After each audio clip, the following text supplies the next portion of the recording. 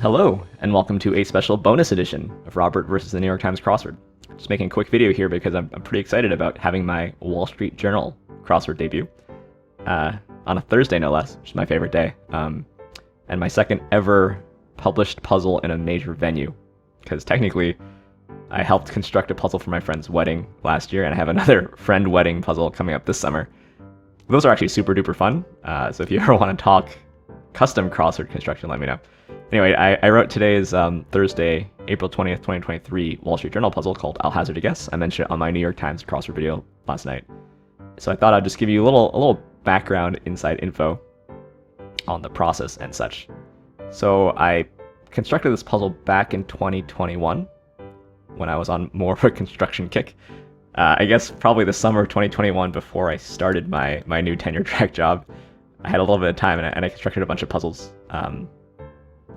And I first sent it off to the New York Times, where it was rejected. So this was, I've redacted the emails and stuff. This was back in July of 2021. And basically they just said, well, we got a lot of Rebus puzzles. And so it was well conceived and solidly executed, but didn't really stand out, which I think is fair.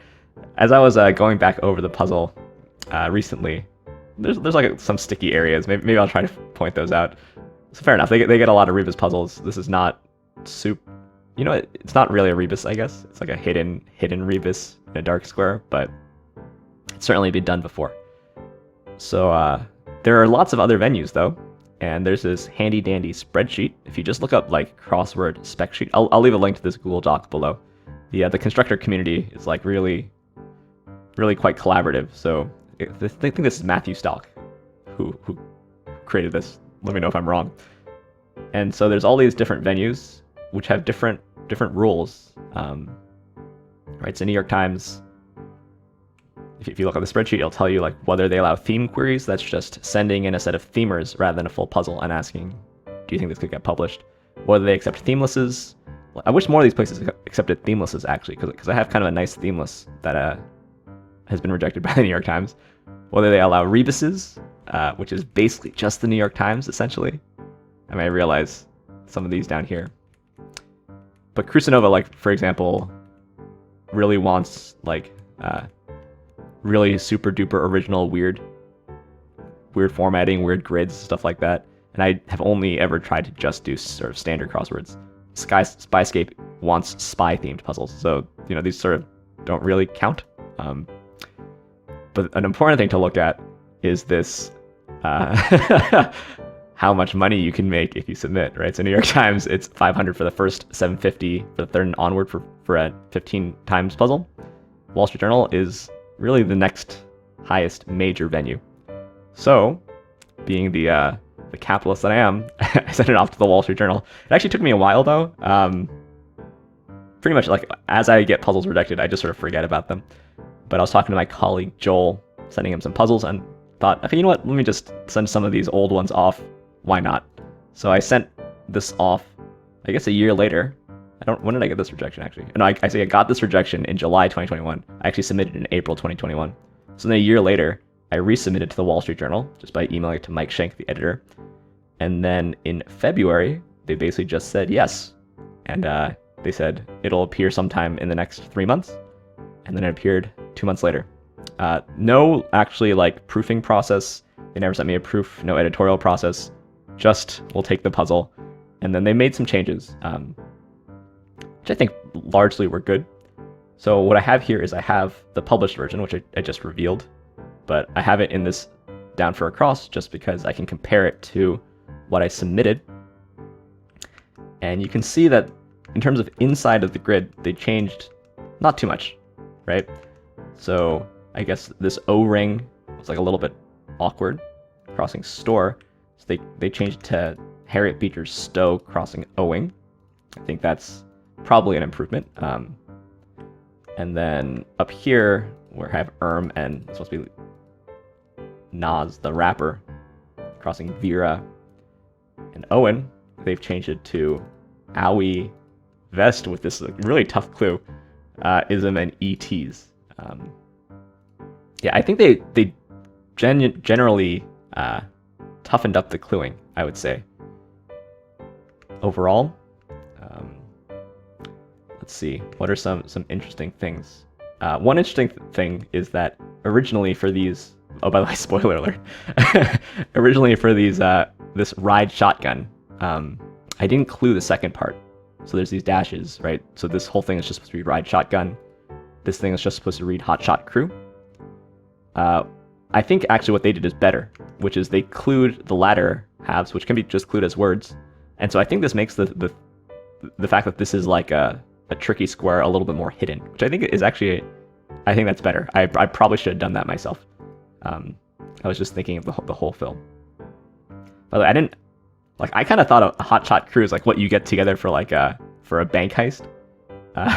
Speaking of heists, you know, get together a hotshot crew of, you know, Brad Pitt, Matt Damon, and other attractive people.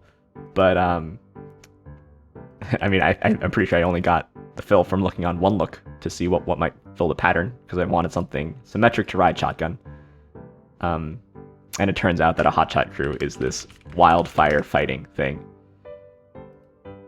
So officially an interagency hotshot crew, which I actually didn't know about, even though I lived in California, where presumably plenty of hotshot crews have work these days. Yeah, other than that, I think they like, it was fairly tough to start, and they toughened it up a bit, because as I was trying to do this puzzle, I thought it got a bit harder. Here, I have Una crossing Tina Marie, and I think this Una, right, I guess it could be Una or Uno, but it was changed to this Como Ama Una Mujer from a J-Lo album, which actually I didn't know.